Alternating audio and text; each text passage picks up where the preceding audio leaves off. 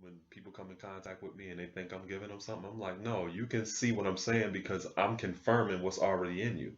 That's what education is. A deuce array in Latin is to draw out. I'm just showing you how, like you said, the ability to articulate. Mhm. I'm showing you how to articulate and draw out what is already there. And then Yeah. some people I may come in contact with, they may not see any value in what I'm saying, and that's fine because it may not be in them, or they may not be at a place in their growth and Might development not be where there they're yet. able to receive it. Right. It You was the know? kind of thing where they might remember you a year or two down the road and say, Mm-hmm. that guy was wise, man. I got to call him Yeah, up again or something. yeah. Or I know why he used to be sleeping in the library. Yeah. Saladin Kwana'ala is a youth advocate, journalist, social commentator, and author of 13 books with titles such as Tales of an Urban Sufi and When Teachers Are Ready, Their Students Appear. He has been a consultant to major news organizations, celebrities, and TV shows, including the history series Gangland. I talked to Saladin at my home in Niagara Falls, New York, where he is also from. And we talked about goal setting, taking small steps toward larger goals, as well as leadership, inspiring youth to be better leaders, and what it takes to be a bigger influence to the people around you and to society as a whole. First, I went to school for therapeutic recreation. The college I went to, they didn't have a physical therapy um, degree, so I went for therapeutic slash recreation, and I learned a lot about youth advocacy with that particular um, realm of study. Now, I come from a background where my mother was always involved in the community. She directed the Niagara Falls Community Center at one point. I've always been a registered member of the Niagara Falls Boys and Girls Club. So I've always been involved with something in regards to youth advocacy. Okay. And I've always had mentors in my life that played that role to me. So I could see firsthand that it works, You right? had you could see that mentoring worked for you. Yes, and You then a turn lot of around my and see peers as well. you The turn around. importance, Okay. of them being there, not because they're getting paid, because it's not a position where you're making $100,000 usually a year or nothing. So these Mhm. are people who saw an interest in the growth and development of the youth. So Okay. having those people in my life, include my parents, I saw that it worked in regards to having that kind of network and support system. So I had that background already.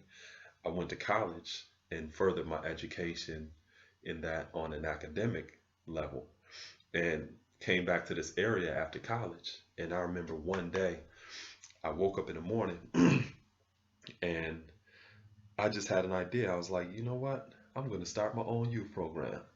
Uh, yeah. I'm just going to do something. Right. So I went to a local recreation center, talked to the director there, and said that, I have some experiences, I have some skills. I just want to share and volunteer my time with some of the youth at least once a week. So they were open to it, and I did that consistently for a year. It didn't matter if it was rain, sleet, or snow. I would walk across town.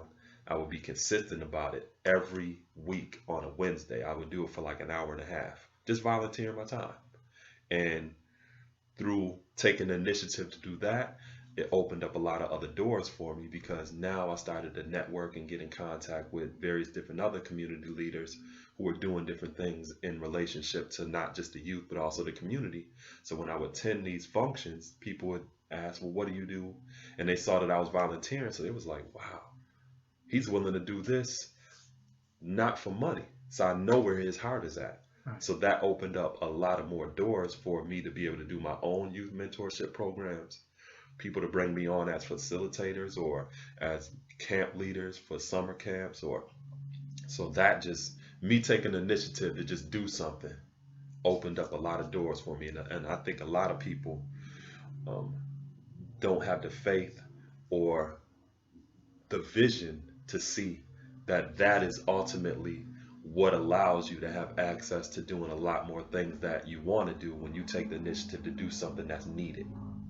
Even before I did that, my first step was to have an honest assessment of my own time and willingness to be able to commit myself and dedicate this to what I was going to do.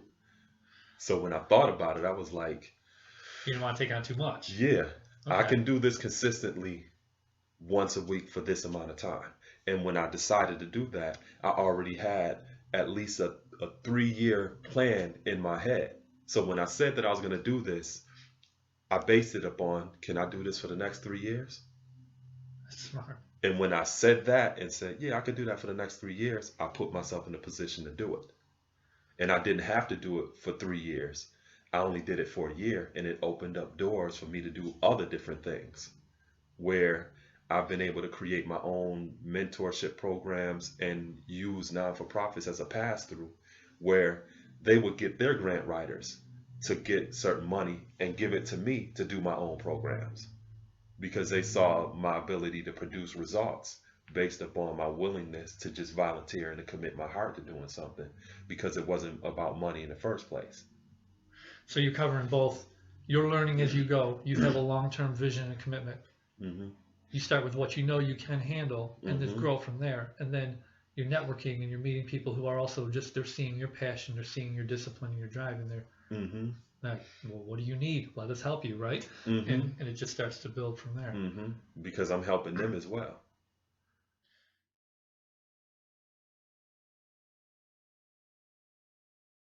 I've done numerous different programs. STIA is just one of my more recent ones. Okay. And STIA is an acronym for Successfully Transitioning Youth to Adolescence. And it's primarily working with 9 and 12-year-olds. And that program is a result of a grant through the Department of Health because here in this area we have some of the highest sexually transmitted disease teenage pregnancy rates. So the state of New York assessed various different counties and municipalities to find out what areas were most in need to target that age group and the high risk times for youth to get involved in sexual activity is usually after school. So they allocated a certain amount of money for a 5-year period to different cities that were able to qualify and put together a program to target this demographic. So I was brought on as a facilitator for that based upon my experience and other things that I've been doing down the line. So How did you get to there? All right, maybe I jumped ahead too far because Mhm. you were working on a 3-year plan to Mhm. start a program. Mhm. How did that first program eventually take you to where you are with the STIA program? Wow. I mean, Okay. Well, let me put it in this perspective too. I've been doing youth advocacy for 20 years now. okay. So within that 20-year span, I've either created my own youth programs, I've either partnershiped with different non-for-profits to do programs, or I've been hired from different non-for-profits to do programs. So at one point, maybe for 3 years, I did a youth power program at the Niagara Falls Boys and Girls Club. For 3 years, I was doing a program I created called Life After School, which is an acronym for Learning Interactive Fundamentals Every Day. Oh, okay. I did that through the Niagara Arts and Culture Center. For a year, I created my own program. It was a young writers program I ran out of the Niagara Falls Public Library. It was just like an 8-week summer camp for youth to teach them how to write, how to publish their own book. And then at the end of that camp, I got them to be able to publish their own book, set them up with book signings in Buffalo, so throughout a 20-year span, it's been stepping stones or building blocks for me to further expand a lot of things that I've been doing. So STIA, just a couple weeks ago, I also just got hired as a preschool teacher. So now, additionally to STIA, I'm working with 3 and 4-year-olds. Okay. So, it's always something that's progressive, in terms of growth and development, but it's not necessarily one actual point where things plateau. It's just always a process of growth and development. So right now I'm in the second year of the grant for the STIA program. So I have 3 more years for that grant. And then, it may take me to other different places, other different cities, other different opportunities here in this area. Number one, you got to ask yourself why. What is the reason you want to do that? Like as a writer and as a journalist, my intention was never to write so I could be on Oprah Winfrey's best-selling book list. Yeah. My intention was to just make my information, the things that I've learned, accessible to people, utilizing this medium. and people purchase it through default. So it was always about the message and people being able to find more meaning in their life through that message, not for me to make money. That's just something that happens by default, you know. So I think that the first thing that's important for people to ask is, what is the purpose that I want to fulfill? Because oftentimes people strive to follow paths, and that purpose is tainted with the ego or self-importance, not necessarily to impact people's lives positively or to be able to uplift people so that they can be leaders like them and change makers. So sometimes you have people who are comfortable with followers. You know, something just as subtle as this. I was thinking the other day, and I see people that's on Twitter or any of the other social media networks where you can follow people back and forth. And I may see people who are consider themselves celebrities, or and they have all of these followers, but they're only following two people. Right. They're not following back. Yeah. Right. To me, I'm not comfortable with that. You know, I think that if you really want to have a relationship with people on an equal level, you have to be personable. And in order to be personable, to let people know that you honestly care and you're committed to whatever that they're doing, you have to share things equally, not create some hierarchy as if you're above someone else and they're beneath you. I always tell people you should only follow to the extent of learning to lead yourself. You respect the fact that they lead themselves and they choose their own path. So even within the language, that begins to change. Right. You know what I'm saying? Yes. So that's great. You know what I mean? Yeah, I didn't think about it like that, but that's great. You know, or it's kind of like I was talking to a guy. He was talking about his girlfriend and stuff, and he's like, "Yeah, I let her go out. Yeah, I let her go out and stuff." And I'm sitting there thinking, like, this is a grown adult. You respect her decision to choose for herself.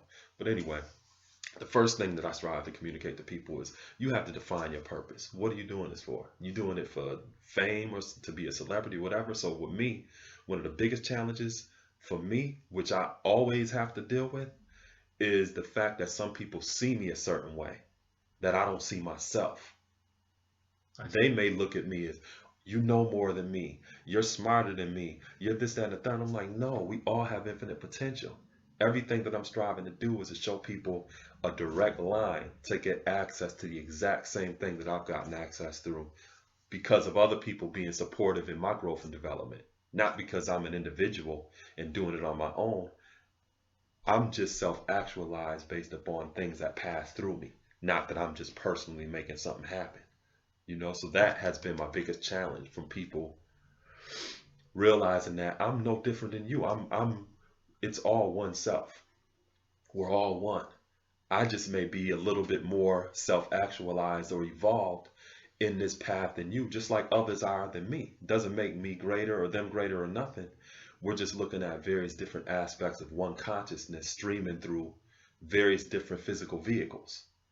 We're not different, you know, and that has been one of my biggest challenges, to strive to constantly communicate to people. I don't have something you don't have. We all have access to infinite potential. But I think one of the things that I also tell people is, when you learn what humility is, you don't have to be humble. You don't have to put yourself in a position where life is going to teach you that lesson. You should be proactive enough to strive to learn what it is yourself and adjust yourself to be able to be humble so you don't have to be humble. You know, so, and I learned that the hard way. You know what I mean? So now that I got that lesson, I share it with other people. And then also, I think that when we talk about personal growth and development and meeting challenges, it's not a one size fits all or a silver bullet. Everybody has their own unique set of challenges they deal with. Like, for example, you may have certain women that are dealing with sexism. That may be a challenge that I may not face because I'm not a woman. Same thing with racism. You may have people dealing with racism that somebody else may not face. That is their own unique challenge, you know? And, you know, dealing with youth, I may deal with youth that come from a home environment where there's one parent there. I didn't have to deal with that. So that is their own unique set of challenges, you know? So I think in terms of offering people guidance, the first thing is to stop, look, listen, observe, and respect the fact that you have to do an effective needs assessment on someone to find out the guidance that you think you're striving to offer them, whether it's even applicable to them. Because you may not be qualified to really tell them anything. It may be your job to point them in that direction.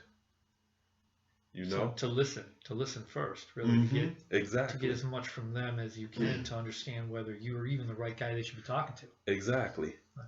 Exactly. So going back to selflessness and humility, it requires that. Because sometimes people think they know so much, they got all the answers. They walk into a room without even doing a needs assessment, trying to fix something, and may find out later that nothing was even broke there. Right. You may have needed to address something way over here that this person wasn't even looking at. But now you created more of an issue because of your self-importance and your ego. Do you talk about this type of stuff with the kids? Oh, definitely, and depending upon who they are. So you have various different type of learning styles. Some people learn visually, some people learn through hearing, some people learn through hands-on. So if it's a child that's always learning things hands-on, I may hand them something and teach them something through what I just handed them. Somebody else that's a learner visually, I may show them something and then they get it that way. Why I'm handing something to this other child that learns that way. Right. So I love the challenge of learning at the same time teaching. So it's always really about meeting a person where they are, as opposed to you having expectations of them getting on your level and meeting you where you're at. So your You bottom know? line job is understanding people. Everybody from youth to adults to celebrities, you're interacting, you're making an influence, but everybody's different and everybody's unique. Mm-hmm. So you're basically you're impacting people by understanding them first, Mm-hmm. and then you're adapting to that person Mm-hmm. to understand where you can step into, maybe whether or not you can help and how you can help, right? Mm-hmm. Mm-hmm. Because ultimately it's about not only you being a resource to other people, because that's how we change whatever we want to see, not only in our life, but just the universe. We have to be a resource to other people, but also to show other people how to be a resource to somebody else. Because we're not where we're at without other people being a contributor to our growth and development. So that's the key, being able to share something with others so that they're able to share something with somebody else. Mm. I think the first thing is I had to understand is that what I've learned, a person doesn't just get it through proximity. You know what I'm saying? Okay. Going back to respect for a person choosing their own path. Just because it's around you doesn't mean that a person is going to pick it up and that's going to set them on their path to be self-actualized or for them to even be concerned about personal growth and development. That's the first thing I had to understand as a parent. Okay. Once I understood that, I also learned that what I teach them and them just being amongst me, I had that level of respect where they can choose this for themselves or they don't have to. And because I had that kind of posture, they were more receptive to different things that I would show them or teach them because it moved from a parent child dynamic to me having respect for them as more young adults as they evolved. And I say that because when they were children, babies, there's certain things I would tell them what to do and what not to do. Sure. As they became more cognitive in their development and becoming young women, that parent child dynamic changed from adult to young adult. So instead of me telling them what to do now, I more suggest things. I more negotiate with them because they're thinkers now. And Right. now they're more receptive to what it is that I have to say because I understood that paradigm shifted. So they've always been receptive to certain things. They do everything that, they think is valuable that I share with them. And they respect the fact that I have certain guidance in their life. And I never really had an issue with them feeling as though I may be sharing more attention with some of the youth that I work with, or they may be getting access to something that I don't give them.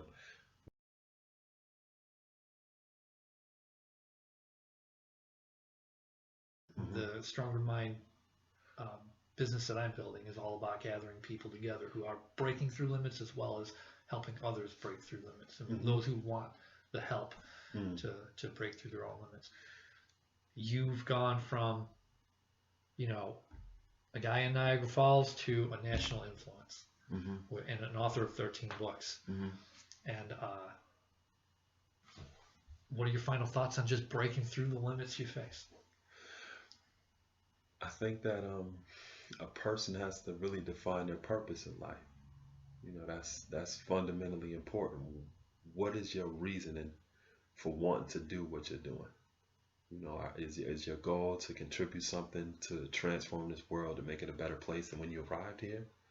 Because if that's what your goal is, then there's going to be a certain degree of success that comes along with that, because it's something that you're giving out that you're consequently also going to receive. But if your job or your purpose is to just take, then there's a certain amount of success that you're not going to see. You know what I mean? Yeah. And just speaking about a person who wants to be in a position of a guide and breaking through for the intention of helping others, it's important to be able to do a needs assessment on those who you think that you're striving to help, because everyone has their own unique set of challenges that you must be aware of. And in order for you to be aware of it, you have to listen and you have to develop a relationship with some people. And for example, there may be certain cultural things that are different, you know, like for example, I was talking to a person that is from the UK, right? So the United Kingdom includes Britain, Ireland, some of these other different places, right? Right. This person lives in Britain, but they're Irish. So because of that dynamic, there's certain challenges that they deal with just simply because of the history between Britain and Ireland. You know what I'm saying? Yeah. If There's a I'm lot striving, of history there that's some not so good. you know, so if I'm striving to offer some insight or guidance with a person that is what I learned about them, I have to be able to better understand what some of that is for me to effectively show them, well, you know, maybe you need to look at this, maybe you need to think about this, maybe you need to consider that. If I'm ignorant to that, there's a whole lot that I'm going to be missing, you know, as far as the challenges that they may be dealing with each and every day. You know, same thing like in this country, I have ancestors that went through the transatlantic slave trade, and then I have other ancestors that are indigenous in terms of Native American. So I have certain type of challenges that naturally come along with me, that if somebody's talking to me, if they don't understand that, there's certain ways that they would not really be able to reach me, because there's challenges that I may be dealing with every day that is a that directly reflects those type of transgenerational traumas. You know what I'm saying? Right. So that is one thing that I would say with people that are striving to guide someone. You have to do an effective needs assessment on where a person is at and meet them where they are if you really want to help offer them something in their life. In terms of just striving to grow and develop, the first thing that I tell people is you have to be honest and assess your time, because sometimes people just bite off more than they can chew. They have unreasonable expectations. The goals that they set are a little bit unrealistic or too big. And I'm not saying that a person shouldn't dream big or have these long-term goals, but one way to get to your long-term goals is you have to have some short-term goals that you can help build your self-confidence, your self-esteem, and use as building blocks for you to get to where it is you ultimately want to go. You know? Even if it's a little bit of time, each day, each week, that little bit of time moves you closer to that first goal and then to that next goal. Because you're developing the momentum now. Right. And you're becoming more self-actualized in the process. And you're having more of a vision, learning more experience of what it's going to take for you to arrive at this one place. You know? So I tell people that too. Set some tangible goals that you can meet on your way to achieving larger goals. You know, you know what too? I tell people that like sometimes when people look at their journey, they may like to choose certain landmark moments to demarcate transitions in their growth and development and say, well, this was the most important part, or this was the most important. Every experience you go through is significant, you know? Yeah. Every journey, whether you saw it as negative or positive, helps shape and mold you into the person that you are today. And if you look at it in hindsight, it's a perfectly written script. Everything that you went through, perfectly written, which also means that the potential for the future is perfectly written. Because 10 years from now, down the line, you'll be able to look at this 10-year period and see how that was perfectly written. So it's really about putting yourself in a position to be present, to be a co-author of your script. Yes, I like that. You know, not just an extra in your own movie called Life, or a supporting actor to the Or things even that just you something think. like you don't want to just be like a log in the water being buffered around by all Yeah, the waves. I mean, you yeah, you have a choice here. You yeah, gotta swim with that current and make your direction, right? yeah, exactly. So it's about the choices we make as well as how we choose to respond to life on life's terms, the extenuating circumstances, the inclement weather, whatever it is. You know, just putting ourselves in the driving seat, not just being driven.